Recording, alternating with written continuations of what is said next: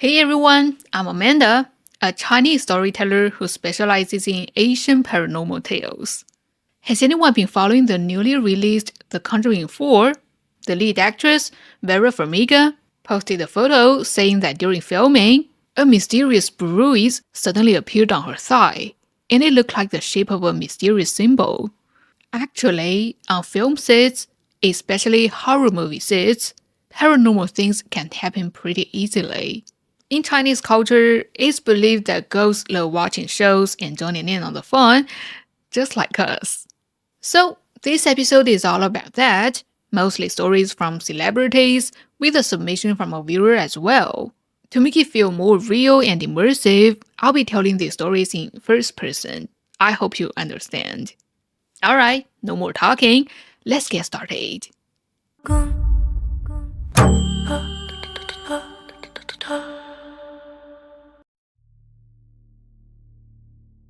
Hey everyone, my name is Yep Kwai Sun, stage name Jiang Tao. I came from a martial arts background, and I was just 17 when I first entered the entertainment industry. Back then, Bruce Lee was everywhere. Everyone idolized him, myself included.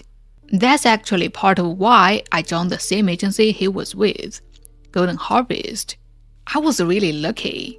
In my very first year after signing, I got to work on Enter the Dragon.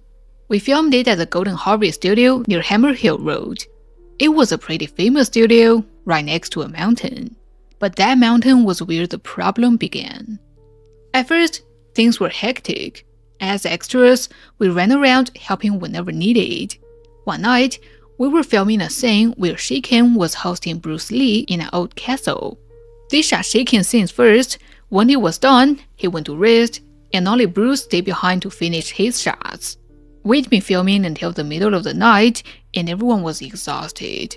Before we went to rest, the director asked me to do a head count, just to make sure everyone was safe. That's when I realized Shiken was missing. I checked the rest area, the bathroom, the smoking area, but he was nowhere to be found. I started getting worried. I mean, where could he have gone in the middle of the night? I rushed back and told Bruce, and when he heard this, he got concerned too and quickly got everyone to split up and search.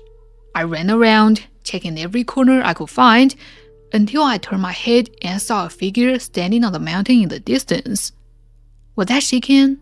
At first, I wasn't sure, but as I got closer, I realized it was Shiken. But something about him felt off. How do I describe it? He was just standing there, completely motionless. His body was perfectly straight, almost stiff. And even stranger, he was talking to thin air, in English. I looked around. It was just the two of us. Who was he talking to? At that time, I was just a big player.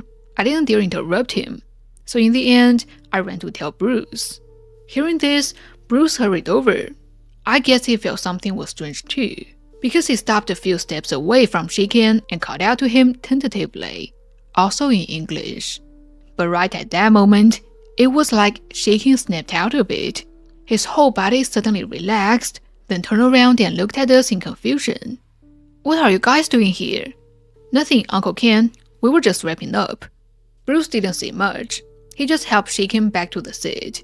Maybe because Bruce had been around film sets for so long, he knew about certain rules and taboos.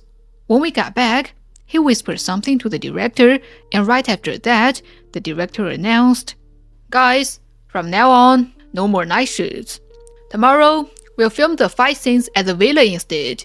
Then, as if they were running away from something, the crew packed up and left in a hurry. That was the first time I really realized something strange was happened. Fortunately, after we moved from that set, nothing weird ever happened again. But the eerie feeling of that place never really went away. Fast forward to mid-May. We had finished filming the castle scenes and returned to that same studio. Everything seemed fine until suddenly Bruce fainted on the spot. If you remember, it was all over the news. It caused a huge sensation and all kinds of speculations started flying around. Actually, Bruce was unconscious for 3 whole hours. We were all terrified, honestly scared he might never wake up. Thankfully, he ended up being okay. Bruce stayed at the studio after Enter the Dragon because his next film, Game of Death, was also shooting there. But just as we all know, not long after, on July 20th, just when the shooting began, he passed away. I don't know if you find this strange, but we certainly did. When filming Enter the Dragon, nothing weird happened at the castle or the villa, but only at that one particular set did strange things happen. Twice. At that time, we can't help but feel that there were all these omens that something would happen to Bruce, and sadly, he really did leave us not long after. This story makes me feel that the problem was more with the film set itself, rather than Bruce Lee. As for whether the set had anything to do with his death, I don't think it's very likely. Everyone knows that Bruce Lee's health was already poor before he passed. At 170 centimeters tall, he weighed only around 55 kilograms to maintain his physique, and the intense workload had already pushed his body to its limits, which eventually led to the tragedy. That said, there were still some mysterious things surrounding him. For example, his mother once mentioned in an interview that Bruce had said, "Mom, I probably won't live very long." He also reportedly told Shaken the same thing. "Uncle Ken, I won't live as long as you." If he didn't have depression, these words do feel odd. Speaking of which, this reminds me of something that happened to a friend of my dad's. I'll share that in one of the shorts, but for now, let's continue with the story. Hey everyone, I'm Chen Zhaozhao, an actress. Back in December 2000, I starred in a movie called There Is a Secret in My Soup, playing the female lead, Maggie, and the paranormal experience I'm about to share is about this movie. Some of you might know that this film was based on a murder case that shocked the entire Hong Kong at the time, the Hello Kitty murder case. To put it simply, the victim was a young woman who got involved with a gang. Later, she ran away from home with them, got addicted to drugs, and was eventually killed by the gang leader. The most horrifying part, they cut off her head and hid it inside a Hello Kitty doll. Coincidentally, around the same time, another case happened in that apartment. When the police came to investigate, they accidentally entered the wrong room and stumbled upon a blood-soaked doll. That's how everything was exposed, and soon, the story spiraled out of control and shocked the whole city. So in the film, I played that murder girl. To make everything more real, the director decided to film right at the actual crime scene. It was a big challenge for me, because before we started, I even visited the victim's aunt to learn more about her life and personality. Now, returning to the place where he lost her life, I just feel incredibly heavy inside. One day, we planned to shoot early in the morning. I arrived at the building around 5 a.m. But when I got there, the director and the whole crew were already downstairs, and they looked like they were packing up, ready to leave. What's going on? Aren't we shooting today? All the cameras just stopped working. The moment we went inside the crime scene, none of the equipment would turn on. Even the lights went out. Also, some of the crew said they feel sick. So, for safety, we're moving to another location. This incident planted a seed of unease in my heart. I heard other people talk about paranormal experiences before. Could it be that I was encountering one myself this time? Soon, we changed locations, and things went smoothly for the next few weeks. Nothing strange happened. But for some reason, I started to feel close to the character I was playing. It's hard to explain. Sometimes, it felt like she was right there beside me, and there were even moments I felt like I was her. I thought maybe I was just too into the role, until one night, she appeared. That night, I went to bed early. Sometimes later, I suddenly woke up. My mind was completely clear, but my whole body was paralyzed, only eyes could move. I started to panic. My eyes darted around, scanning every corner of the room, but then I felt a weight pressing down on me. I couldn't see anything, but deep down, I just knew it was a girl. At that time, I had just joined Christianity, so I started shouting in my head, "Lord Jesus, please save me. And right after that, I feel something like a force being pulled out of my body. Right then, for the first time, I started to wonder if something had actually followed me. The next day, I acted as if nothing had happened and continued filming. But honestly, it affected me. I couldn't shake off that fear. Luckily, the rest of the shoots went fine. The film was released and got a lot of attention in the industry. For a while, my name was everywhere, but it didn't last long. Soon, as the hype around the movie faded, I went back to being a nobody. Or maybe even worse. My career came to a halt and my love life fell apart. At the same time, I kept thinking about that girl. It felt like she never really left me, as if she was still watching me from the dark. A few years later, during a casual get-together, a friend of mine saw one of my old movie stills in a magazine. Then she said something that still sent chills down my spine. Zhao Zhao, you were possessed back then, weren't you? Well, that friend happened to be a toys priest, and a pretty experienced one too. I had no reason to doubt her words. If before I could still convince myself it was just all in my head, too much imagination, too much acting, then in that moment, I knew it was real. That also explained why my luck went downhill after the movie. The spirit of that dead girl must have attached itself to me. Later, I kept going to church. The pastor once told me, as a Christian, it's best not to take roles in horror films or murder stories. They attract things you don't want near you. But as an actor, we don't always have a choice. All we can do is pray that if something like that ever happened again, we can make it through safely. My name is Ji Xing, and I'm a dancer. Back in 1999, I was studying in the UK. You may have heard about the 1999 train collision in London. In short, on October 5th, 1999, one train ran a red signal by mistake and collided head-on with another high-speed train. 31 people were killed, more than 500 were injured, and a massive fire broke out. And my story happened right after that tragedy. That night, I was taking the subway to Paddington, the nearest station to the crash site. While waiting for the train, I sat down on a bench, resting with my head lowered. After a while, I felt someone sit down next to me. I glanced sideways and saw a pair of polished leather shoes. Looking up, a well-tailored suit, and finally, a man in his 60s. He was tall and slender, with neatly combed gray hair, a very elegant British gentleman. He sat quietly beside me, waiting for the train too. I just kept looking at him, captivated by his presence. It seemed he noticed my gaze and slowly turned his head toward me. That's when I was suddenly hit by a strong smell, the sharp scent of disinfectant mixed with cheap cologne. And then I noticed something else.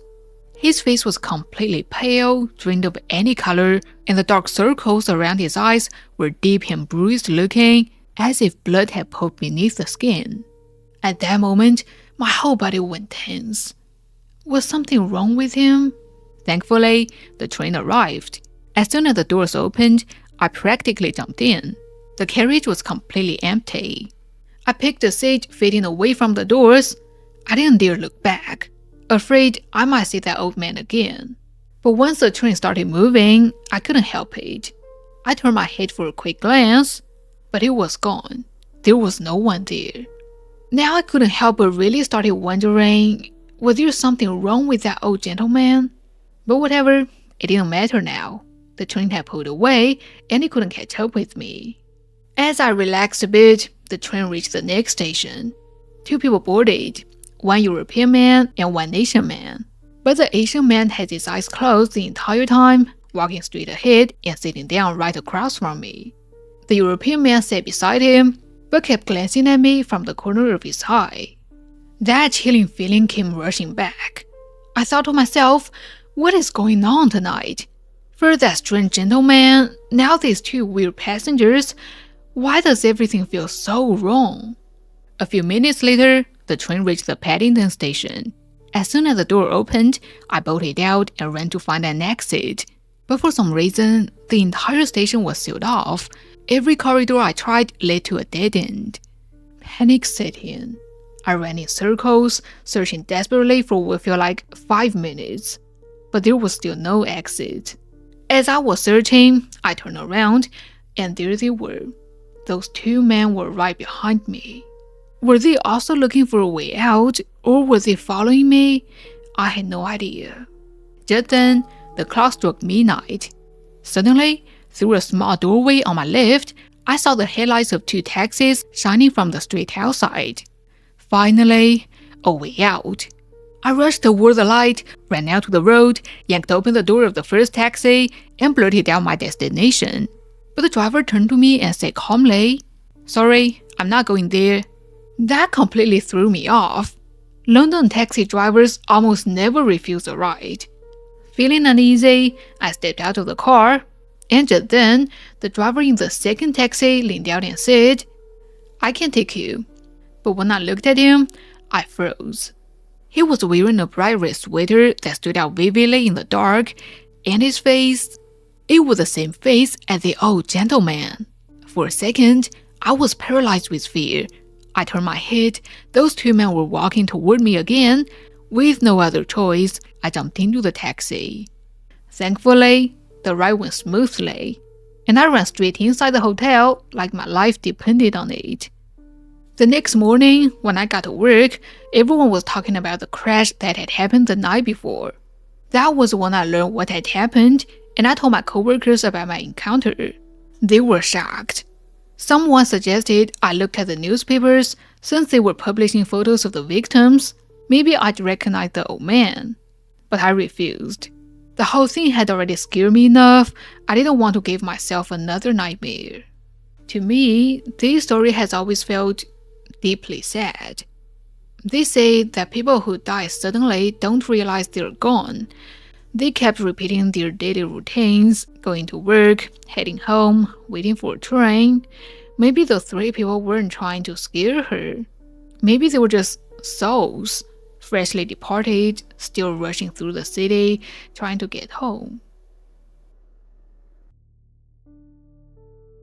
This happened after I graduated from college. I studied film and TV production in university, and after graduation, I got into an ancient costume drama crew through some connections. It was a period drama with a very low budget.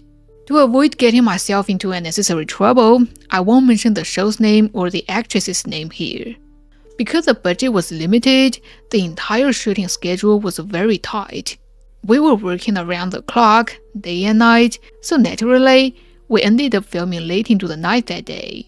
I remember it clearly. The scene we were shooting was about a princess preparing to leave the palace, coming to see the empress one last time. It was a simple back and forth dialogue between the two, and we expected to finish it quickly. However, when we started, strange things began to happen. For convenience, let's just refer to the two actresses as the empress and the princess. At first, everything was going smoothly. But when the dialogue reached the middle, the princess suddenly stopped speaking. The empress was confused, thinking maybe the princess hadn't heard her, so she turned and repeated her line. If the princess had responded then, the scene could have gone on, maybe even with more emphasis. But no, she just stood there, completely silent, staring blankly. At that moment, the atmosphere was eerily quiet. Finally, the director couldn't take it anymore and picked up his megaphone. "Hey, what's wrong with you?" The actress didn't respond, she just stood there. Her assistant quickly brought over the script to help her go over her lines, but she didn't take it, just staring at it blankly. Clearly, her mind wasn't on it at all. Soon, everything was ready, and the second take began. The first part went smoothly, but when we got to the part where she had stopped before, the princess froze again. No matter how the empress prompted her, she just stood there without saying a word.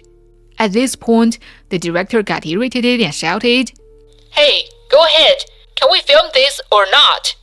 Still, the actress didn't say a word. No apology, no explanation. She just stood there, completely motionless, and then, all of a sudden, started crying softly. This completely bewildered everyone. The director was really angry and speechless, thinking she was being too dramatic. But more than that, he found it strange. She had been with the crew for a while now and wasn't a complete novice. How could she mess up so badly this time? Half an hour later, the actress finally calmed down and the third take began. Before this, the director had tried to comfort her, but she still didn't say a word, just nodded mechanically. Meanwhile, her complexion looked awful. Even with heavy makeup, you could see a dark shadow covering her face. And sure enough, when they got to the part where she'd frozen before, she stopped again, completely motionless. Now the director was irritated. She got up from his chair, ready to go confront her. But before he could reach her, the actress collapsed. This scared everyone badly, and they quickly called for a doctor. Sensing that something was wrong, the director followed the actress backstage. About an hour later, he came back, looking nervous, and went straight to check the cameras. We had 3 set up, and he first checked the one on the left, nothing special. Then quickly, he moved to the right camera, and this time, both he and the cameraman beside him turned pale. Without saying another word, the director immediately announced that the filming was done for the night. But then, my curiosity had reached its peak. Something paranormal had to have happened. The next day, I found a chance to ask one of the cameramen what really went on, and what he told me made my blood run cold. He said the actress had seen a ghost. At first, everything was normal, but halfway through the scene, she suddenly noticed someone standing behind the right camera. The thing was, it wasn't the real cameraman. It was a man who had died half a month earlier. Turns out, not long before I joined the production, right when the crew first moved into the studio, one of the cameramen had been unloading equipment from a truck when a heavy piece, weighing over 100 pounds, slipped and crashed his chest, killed him instantly. The production company later paid his family a large sum in compensation, and the director even arranged for religious rites, hoping to send his spirits away. But obviously, it didn't work. What the actress saw that night was that very same cameraman. His face deathly pale, blood pouring from his mouth, exactly the way he looked when he died. The actress froze right then. But when she went off stage to rest and look back, she saw nothing. So she thought she'd just been saying things and didn't think much of it. However, when they started the second take and got to the same spot, the figure appeared again, looking just as horrific. At this point, she started to believe she wasn't just saying things, and by the third time she saw it, she passed out. After waking up, she told the director what she saw, and that was why he went back to check the cameras. But unlike what we thought, he wasn't checking the footage. He was checking what you could see from that angle. By that time, though, the shadow was gone. So he rushed to the right camera, the one closest to where the shadow had appeared, and checked the footage. The result was hair-raising. The images were all warped and distorted, everyone's face twisted out of shape, and the colors were completely off. The cameraman responsible for that angle swore he had no idea what had happened. Everything had looked perfectly normal while filming. At that point, the director had no choice but to suspend the shoot. After hearing the whole story, I was stunned. No wonder the crew didn't start filming even by noon that day. The director must have gone to a nearby temple to perform a ritual. But after that, everything went smoothly. Except for that one distorted tape, the director kept it himself. You may wonder, with so many people on set, why was she the only one who saw the ghost? Well, it turned out she had changed her name.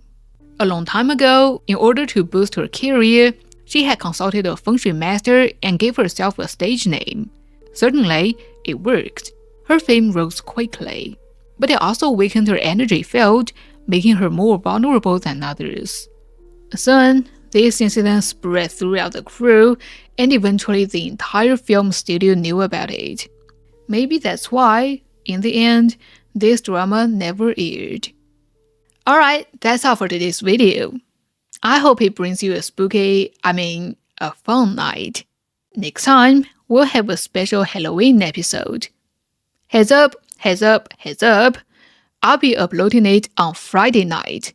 Because in China, it's considered a bit rude to celebrate a holiday late, so I don't want to do it. So, next Friday night, don't miss it. See you then. Bye bye.